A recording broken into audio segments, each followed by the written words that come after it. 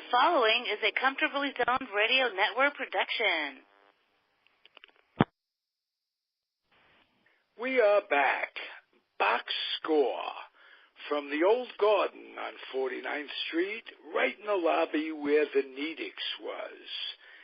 I'm Ralph Tyko with the Comfortably Zoned Radio Network, and we have a panel of folk who are amongst the most knowledgeable baseball people in the entire world, sports people. George Case III. How are you, George? Just fine, thank you. Beautiful. Al Blumkin, a superstar at Sabre. How are you, Alan? Good. David Hubler, author of The Nats and the Grays. Hello there, everybody. And my Mel Allen other invitation. accomplishments. You grew up in the Bronx and survived it. Yes. Is that not an accomplishment? And I will ask Hal Bock, before I ask him what the score is, was growing up in the Bronx not an accomplishment to get through it? Not an easy task, I'll tell you that. But okay. Hubler and I survived, so here we are. Right. All right. As long as that's the case, survival being really a key word in it all. I was born there, but I moved out at the age of 8. So I basically don't qualify. Well, because my grandparents lived there and my parents would take me, not to my grandparents, they would say, we're going to the Bronx. Yeah. We'll take you to the Bronx. Yeah. Well, that's how the Bronx got its article, from the original settlers. Over the Whitestone Bridge to pay a quarter and sit there for 2 hours. Right. Well, in my day it was a dime, but going back and forth. But inflation being what it is, now it's probably about $30-40. If you not that much, but it's 6 or 8. If I remember. I hope not that much. Well, come out and try the Golden Gate Bridge in San Francisco one day, and we'll talk about pricing. And I think the Golden Gate Bridge could be at $10 at this point. One way? Yeah. They only charge on one side of it. Right, that's right. Well, the Verrazano, I think, is 15 without the Easy Pass is 13 with it. Oh, you got me beat. You're out in California. No charge on the moat between Alameda and Oakland. Just as an aside to all my friends who think that they closed the gates in Alameda because it's an island and it's always had kind of an apartheid reputation. Not anymore, but not so much anymore. But politically, you might not know that. In any event, let me ask the magical question, Mr. Bock, what's the score? Well, the score tonight is about an old topic, actually. Alan Blumkin noted that we've discussed this before, and the topic is the National Football League's problem with the national anthem. You remember Colin Kaepernick started a protest by kneeling during the national anthem. His protest had nothing to do with the flag or the national anthem. His protest had to do with social injustice, which existed then and exists today. But despite that should be the end of it. Where did it come into being that he was disrespecting the flag, that this, that, and that? He was calling attention to the fact that kids were being shot in the back on a regular basis. That's right. That's exactly what he was doing. But people misunderstood, I guess. I don't know. And at any rate, the protest widened throughout the league a couple of years ago and got the league very upset, frankly. And they were searching for a solution. And they came up with one. They came up with an answer. The answer was, if you're on the field, you stand for the national anthem. You don't want to be on the field standing, you stay in the clubhouse. That seems like a reasonable solution, except they imposed it on the players without consulting with the Football Players Association, the union. And that's no good. You can't do that. So the union filed a grievance, and the league immediately withdrew that solution and said, we'll go back to the drawing board. Now, it doesn't seem to be shouldn't be that much of a problem, but somehow they have made this into a major issue. And thanks in part to the President of the United States, who has chimed in. Whether he was invited in or not, he chimed in. And he's got a grudge against the NFL anyway, so any chance he gets to cause a little mayhem there, he will do it. And so we're in a situation now where training camps are opening next week, and the league still has no policy about national anthem and respecting the flag or avoiding it altogether, staying in the clubhouse. There's no answer. And it just goes on and on. And like many things with this league, they have a lot of trouble solving problems, and this has become a problem for them. It's unfortunate, but certainly President Trump's involvement has complicated it as well. So it's just one thing that the league has to deal with at some point by negotiating with the union, and so far they've shown no inclination to do that. So it's a problem that's going to be ongoing, and pretty soon they're going to be playing the national anthem before games, and it's going to be interesting to see what the players' reaction will be. So that's where we stand with the score this week. Okay. May I just say, touch upon something? Mr.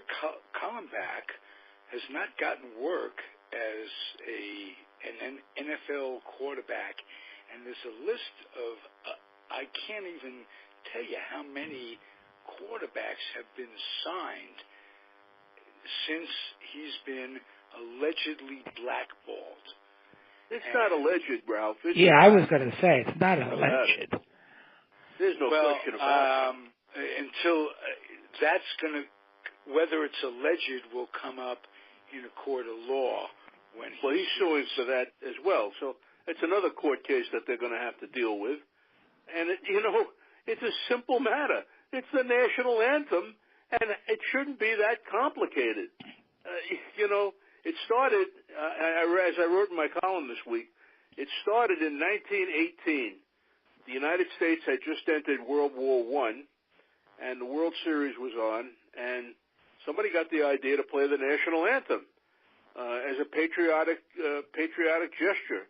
And everybody stood up, took their hats off, stood at attention. They played the anthem. The anthem was over. They played the game. And so ever since then, the national anthem has been part and parcel of sporting events and all kinds of sporting events. Okay, but Hal, they didn't start playing it. In the old days, they used to do it after, basically on the holidays like Memorial Day and Independence Day, and when the season opened, and World Series, that kind of thing. It didn't become an everyday thing until World War II. Well, it wasn't officially the national anthem until the 1930s, if I recall. Yeah. 1930s. They could have played anything, Yeah, it didn't become an everyday thing until the Second World War. Well, nevertheless, I mean, it's a song, my God. It's an old English drinking song. Exactly. That Francis Scott Key was embraced during the War of 1812. And he wrote the words, very inspiring words, when he saw the flag flying. And you would think it shouldn't be that complicated an issue, but it has become a real thorn in the side of the National Football League. Well, they play God Save the Queen, but they don't consider that their national anthem. They play God Save the Queen. Very often it's played after the movie or the show. So you stand up afterwards and then you leave. So it's this is all because of Trump. No, blame it on Obama. No, yeah. All because of Trump. Trump hates the NFL because they wouldn't let him in. As a player. They said he couldn't play. As an owner. They wouldn't let him in as an owner. I And, know. Yeah, the guy he's totally vindictive. He made a total mountain out of a molehill. He wouldn't have been a player. I know. He would have and patriotism, as we all know, is the first refuge of a scoundrel. I don't think that last refuge of football fans don't realize what Hal and I talked about in his first sentence. It's a protest of human injustice. It's not a protest of the song, of the flag, of mom, of apple pie. Well, none of but it. Trump has turned it into that. Yeah, well, here's my point on this whole my take on this thing. First of all, okay, it's the national anthem. You stand, some take your hat off, some people hold their hand on their heart. Fine, that's okay. Now, it's all been diluted by the seventh inning stretch where we stand and salute America with God Bless America, sung by that old anti-Semite Kate Smith. And it's just ridiculous. I didn't know that. Oh, yes. Oh, yeah. And besides that, I mean, it's doing the same thing with a song that is not the national anthem. So it not only denigrates or denudes the national anthem, you've got two songs now that you have to stand up. I've gone to ball games and I refuse to stand during God Bless America. I mean, it's not the national anthem. If you stand for the national anthem, that's it. You don't stand for, God Bless America, or This Land Is Your Land, or any other song about America. That's it. That's my take. David, let me ask you something about that. I was just going to say, I think that came in after 9/11. I think that was part of Major League Baseball. It did, but still, it's, how many years after 9/11? Well, I know. I mean, they've kept it up. I mean, every seventh inning, that's what they do. It's crazy. I don't particularly. I mean, I love the song, but I know, and I used to hear Kate Smith sing it. Before the Flyers games, that was part of that was the another tradition in Philadelphia. That was a tradition. That was fine. Yeah, that was way before 9/11. Oh yeah, no. Yeah. Well, I went to plenty of ball games during the years that the Vietnam War was being fought. There were plenty of people who, because of the Vietnam War, would not stand up for the national anthem, before the games. Well, remember, the Vietnam War was not a very popular... I know that, yeah. ...condition, But and also, if you guys will recall that into an anti-American. 1968, during the Mexico City Olympics, John Carlos, he did his Black Power salute when he won the gold medal. I think that was the first time that I recall there was a protest of an athlete, during the national anthem, and it wasn't taking the knee; it was standing on the podium. Yeah, it was he and another black athlete. I think it was Smith was the other one. They both raised their arms with a black glove on, and that was the Black Power, which during the '60s, I mean, that was a big issue. With the assassination of Martin Luther King and all that was going on. So, I think the whole protest. The leader of that movement was Harry Edwards, Dr. Harry Edwards. Right. He was a professor in California. Right. And he organized that protest. Yeah, the Kareem Abdul-Jabbar, he was still known as Lowell Sender back then, refused to play in the Olympic basketball team because That's right. of that. That's true. Yeah. Well, it's about the same time that Ali was, or Cassius Clay drafted. Yeah. And it was a very difficult time in America. It sure was. Absolutely. I think you've seen it all, but you haven't. You go through it over every so often, and we're going through it now with the president, I think. It was difficult in those times, but now it is absolutely horrifying. There's a Bobo is alienating himself from NATO and getting closer to Russia. My grandfather, thank God that he's not alive to read the paper. It would kill him. That kind of thing.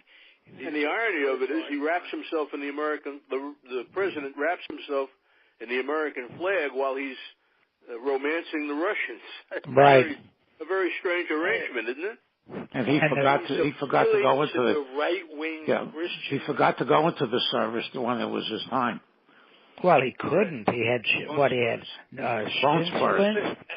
Well, for whatever reason, he didn't go in. The issue isn't that. The issue is that he has no humanity. He would separate children from their parents, no matter what country they come from, no matter who they are. I told you a long time ago that this man has no bottom. No. A long time ago. Yes, absolutely true. And every time you think he's hit rock bottom, he's going to find something else. Some way to go deeper. Outraged, and the right Christian evangelists love this guy. I know. What's but you know, the good news is today that Ivanka, his daughter, has given up the dress designing business, the clothing business, to spend all her time solving national security problems in Washington. So that's a big plus because she's such a wonderful expert on national security. She's like a female Kissinger. I mean, what could be better? Well, just like Jared Kushner is going to solve the Middle East. Design toe tags, designer toe tags for her dad. That was my. That's harsh. Presented quickly, but that's my brand of humor. I'll take no part in that. Just giving out the ideas, they would look nice. They would look nice. You only need one. No, you need Pence. You need Ryan. Oh, for all of them. Oh, yeah. Well, the whole series. All of them, yeah. He wants to clean out the whole thing. At once. Right. I'm going to get it solved, and we'll get on to baseball. Where's that alien invasion that we need? You know? I think it might have come years and years ago. Keep your eye on the sky. Right, I don't know about you guys, but I'm waiting for the rapture and end times. Oh, yes. You'll be the first to go. Yeah. George, you're safe. I heard there was a funny story about the rapture a number of years ago, and this was true. This couple were driving in a convertible, and there was a truck in front that had a bunch of these dummies, and for some reason the dummies began to fly out of the truck. Maybe they hit a bump, I can't remember what it was. And so the woman in this convertible behind them thought this was the rapture.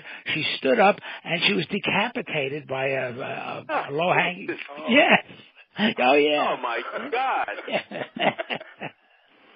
So she had her rapture. That's a new one on me, David. I hadn't heard that one. Yeah, I remember that. It would be a great book on natural selection. Yeah. So this woman, about 10, 15 years ago, put out a series of books called the Darwin Awards to people who, did the humanity a service by removing themselves from the gene pool. And my favorite story there was some guy was on a frozen lake, and he fell into the ice, and a couple people pulled him out, and he realized he dropped his watch in there, so he went back in and drowned. Ralph, it's time for us to talk about the Giants. Yeah. All right. Not the football Giants, Mike. No. Not the San Francisco Giants. No. The old New York Giants. And I'm blessed to get to talk to Hal a lot, but this is probably the first time we're going to get into what is both of our favorite team, and I want to ask Hal the first question, why there is such relative, not disdain, but just apathy. Apathy is the word you were looking at. Right? Yep. Just compared to how old Brooklyn Dodgers feel, old Yankee fans feel about the 50s teams. Well, you know what I think, Ralph? I think baseball, don't forget, when you and I were kids growing up, or at least when I was a kid growing up, there were 8 teams in each league, 16 teams. Me too. And now there are twice as many. So the players, the talent has been dissipated. There's a lot fewer great players. There are a lot of good players, but not great players. You look at the All-Star game, for example. When I was growing up, the All-Star game, the outfield was Willie Mays, Hank Aaron, and Roberto Clemente. All three of them are in the Hall of Fame. And they were probably three of the greatest outfielders you could imagine. And I know Ty Cobb, and I know Tris Speaker, and I know DiMaggio and all of those guys. And, of course, the Babe Ruth. But we grew up, or at least I grew up in an era when baseball had so many great stars everywhere you looked. And that's why the All-Star game was so much better, in my opinion, than it is today. And so you had a lot, in my opinion, you had a lot better players in those days than you have today. Now, did the Giants have those players? No. My Giants were a second division team. But I loved them. Don't kid yourself. I had a great affection for that team because they were my team. And I knew all the players on my team, and I knew all the players on the other teams. I could give you the lineup of the Cincinnati Reds. I could give you the lineup of the Chicago Cubs, and on and on and on. But most of all, I had the lineup of the New York Giants virtually etched on my brain. And they would play games, and they would win some and lose more than they won. But they were my Giants. They were my team. And it was a great Hal, question. Was this before DeRocher came there and before they got Stanky and Dock from the Braves?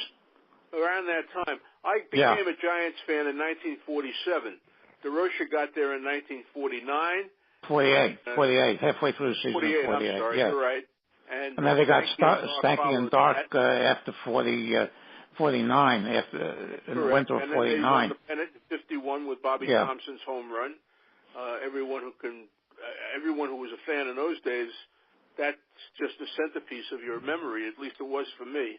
Yeah. My first year at the Polo Grounds, 1951. And I was really touched the other day. A friend of mine on Facebook who lives up in Rochester, Scott Patonic, his name is, and he's a writer, he's a columnist, and he's good friends with a guy named Johnny Antonelli.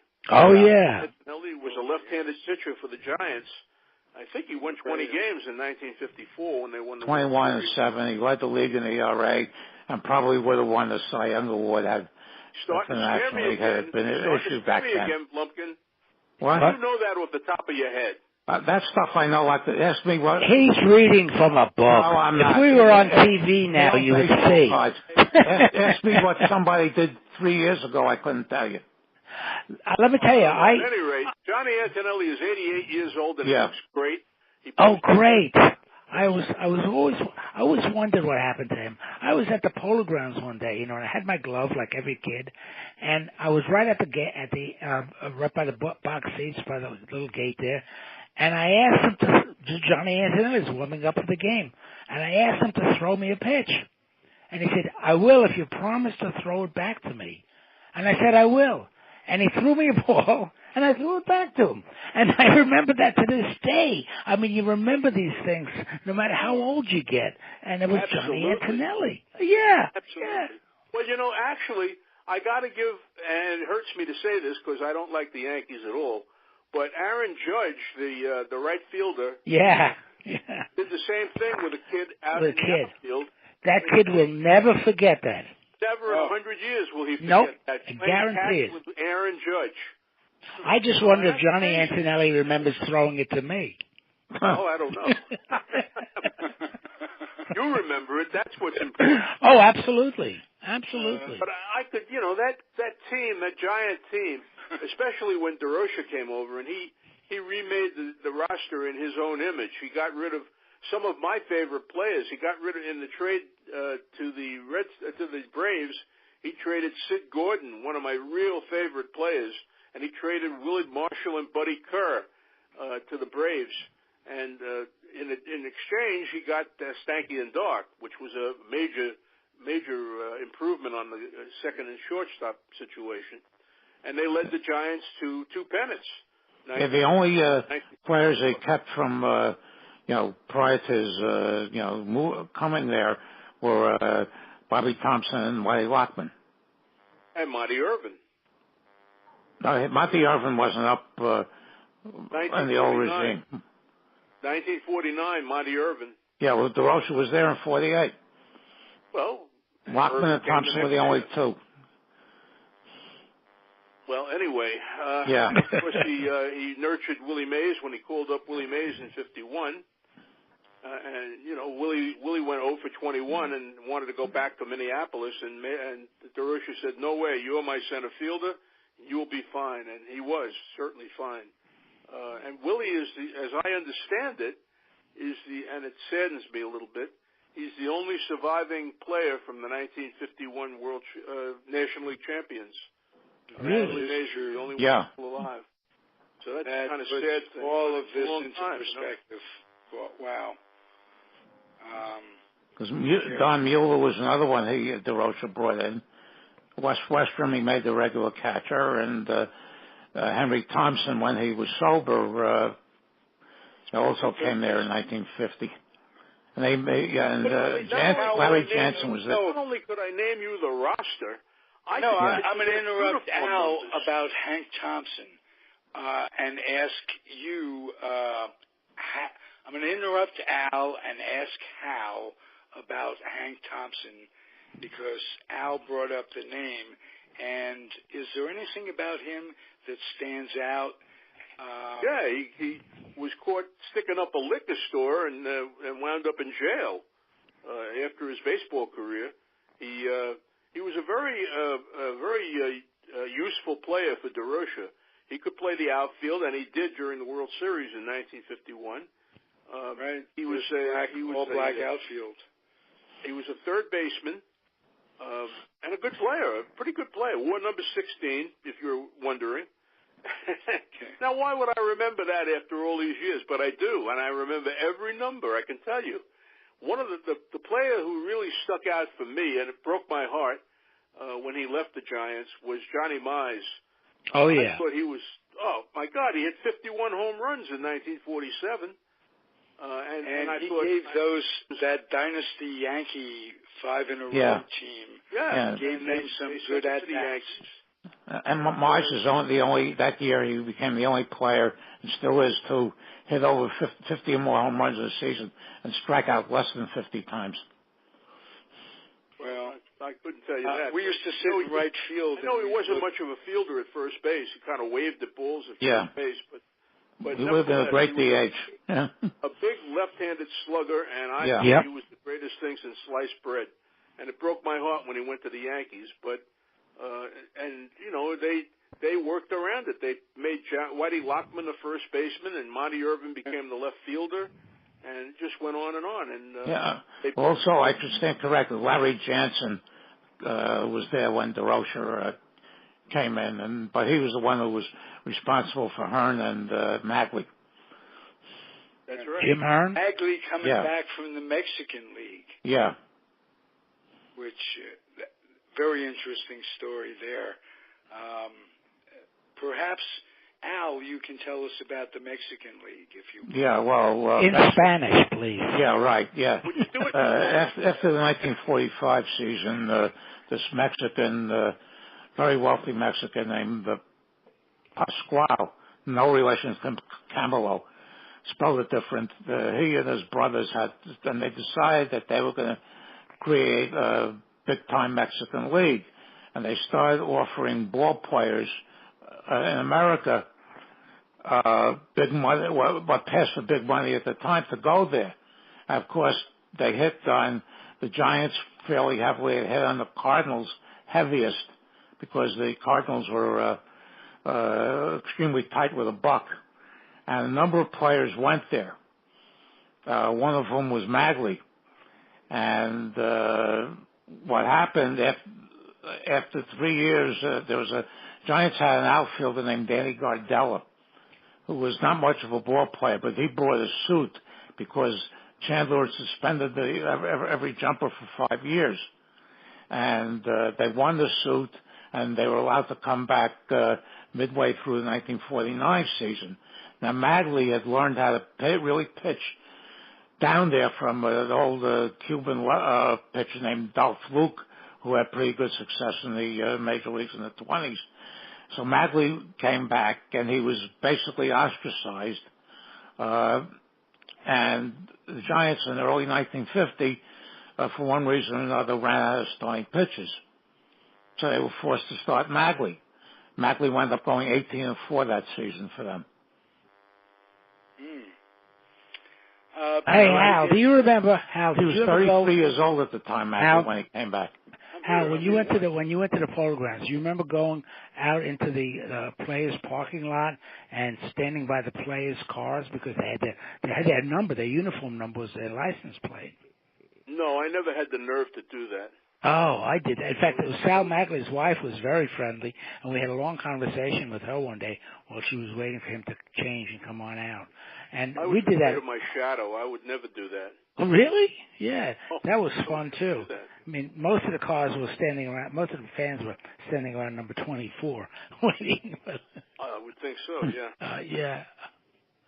Hey, George Case, you still with us? I'm still listening. I'm enjoying this. Would you tell us a little bit about the labor situation that caused the Mexican League, the tight control the owners had on the players through the eyes of your dad, and what was going on? Was there any rebellion? Was there any talk about unions? What was it like back? You know, Ralph, I really can't speak that much about it because I was only a little boy at the time. I was only 5-6 years old, but I do know this: there were players that did jump to the Mexican League, and one of them was a teammate of my dad's, named Alex Carrascal. And Alex was a pitcher with Washington, who was the uncle of Chico Carrascal, who later played with the White Sox. Shortstop. So, yeah, and so that's my exposure really to the Mexican League during that time because Alex he was a major league pitcher, and in 46, 47, 48 he was playing in the Mexican League, and then as Hal mentioned, after the grievance he was allowed back into the major league. So I think it was a situation that some of the players felt that they were certainly being underpaid, and the Mexican League was offering them some good money. And they jumped at it. So, that was my exposure, my remembrance of the Mexican League during that time. A lot of the big Negro League players played in that league. Right. I'm sure they did. Yeah, I'm sure they did, Alan, because if the Major League players weren't getting much money, I can tell you that the Negro League players were getting a lot less. There's a lot of funny stories about that. I believe it was Bobby Dorr who jumped from the I'm sorry, Vern Stevens. Yeah. Vern Stevens jumped from the Red Sox to the Mexican League, and he stayed for about 3 days and said, this is not for me, I'm going back home. So he jumped back and forth. And you know who they wanted to be the president of the Mexican League? I'll let you guys mull that one for a little bit. Donald Trump. Who? Fidel Castro? No, who? Donald Trump. A famous baseball figure. Come on. Bobby Avila. No. He wasn't old enough. Fidel Castro. Lefty O'Doul. Babe Ruth. They offered Babe Ruth a ton of money to become the president of the Mexican League. I think he was already ailing, and I don't think he was up for it, and so he turned them down. But they were looking to spend it. Yeah, they went after Williams and Musial. There's a story in the biography I have of Phil Rizzuto that he was considering it because he wasn't happy with what the Yankees were paying him, and that he said that his wife talked him out of it. Well, he did hold that one. It's an outlaw league. Yeah. You would have to think twice about doing that because, as we know, Happy Chandler, who was the commissioner, barred all these guys when they came back. They weren't allowed to come right back into baseball. And that's what the Gardella suit developed from that. And, of course, eventually they won, and the players were allowed back in. But the Cardinal pitcher, Max Lanier, started off 1946 with a 6-0 and an ERA of under 2, and he jumped. And when he came back, he was never that good again. Fred Martin. Hey, Hal, I wanted to ask you. You mentioned Alan and Vern Stevens was somebody my dad played against. They were on the 43 All-Star team together. But when the players jumped to the Mexican League, and after a day or two or whatever it was, when you mentioned about Bobby Doerr, were they allowed to come back immediately without signing a contract? Vern Stevens was allowed to. Yeah, because he never actually played a game for them. Okay. You know who else jumped? And the Mexican League people really embraced him, was Mickey Owen, Dodgers catcher. And he became like a spokesman for the Mexican League, although I don't know whether he did it under duress or what, but he was saying, what a wonderful situation we're in. We got a beautiful apartment here, but the first opportunity to come back, he came right back. So I don't know what that was all about. But it was quite a chapter in baseball history. Hey, I have a thought about what you asked about earlier, Ralph. Why Dodger fans were so fanatic and Yankee fans have been so fanatic, but not so with Giants fans. And I have a theory that the Bronx and Brooklyn had this aura about them, that if you were from one of those two boroughs, you made your bones, in other words. You were a Bronxite or you were from Brooklyn. And that meant a lot to you in terms of your demeanor, your ethos, where you grew up, how you behaved. Think Manhattan had the same? No, I don't, because I don't think, and I could be wrong, but this is just a theory. David, I think you have a point there, because I grew up in Queens. I moved out to to Belrose, Queens, which is right before the national border. But my wife is from Belrose. Yeah, when I was 8 years old. And when I started going to school there, everybody, no kid my age was born in Queens. Everybody was either from Brooklyn or from the Bronx. So you became a Yankee fan like me or a Dodger fan. And we used to have the screaming arguments. We used to bet dollars on the World Series. I used to argue, even though I knew it was insane, that Joe Collins was a better first baseman than Gil Hodges. Yeah, and he did that. Yeah, and now that there's a team out on the island, the Mets, there are quite a number of really dyed-in-the-wool Mets fans, and I think it has a lot to do with that location. Manhattan was, it really wasn't a place. It was another world, basically. It was another world. It was business. It was the city. Went to Manhattan, we always talked about going into the city. Into the city, exactly. Yeah. And in many cases, you actually got somewhat dressed up to go downtown. If you were going to the Roxy or to whatchamacallit, the other big theater, not the Paramount, the Radio City. Radio City, yeah. If you were going to those places, you dress nicely. Not like you would if you were going around the corner to the movie theater. But, and I think that had a lot to do with it. It's just like, Americans cherish American things and the French cherish French things. And I think on a micro scale, that's why there are so many avid Yankee fans and Dodgers fans. Well, also when the Mets came into existence, they got all these old Dodgers. In fact, I was proud of this when we had the conference, Sabre Conference in San Francisco in 1998. One of the guests there was Eddie Brissou. I told him, Mr. Brissou, I said, do you realize that you're the only ex-New York Giant besides Willie Mays to play for the Mets? And he said, no, I didn't know that. Oh. But you can look it up.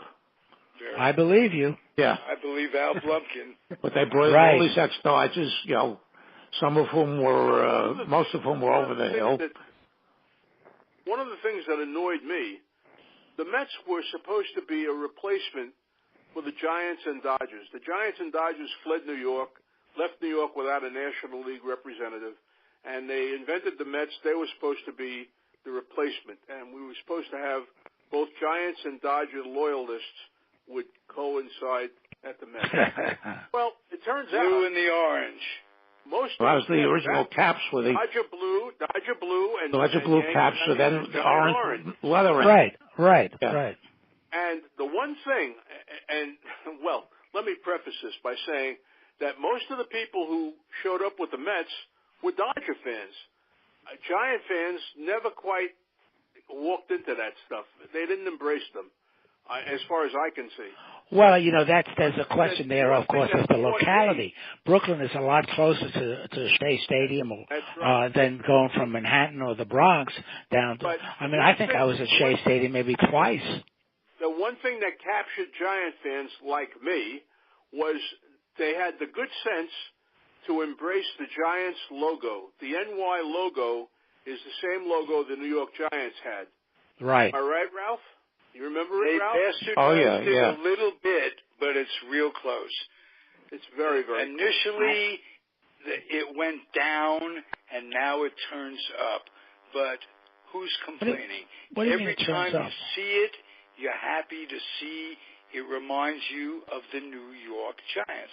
Yeah, the Y is lower than it is, say, on the Yankee caps, where the Y crosses the crossbar of the N. But I don't know what you mean by it being. Well, I'll send you a picture of both logos.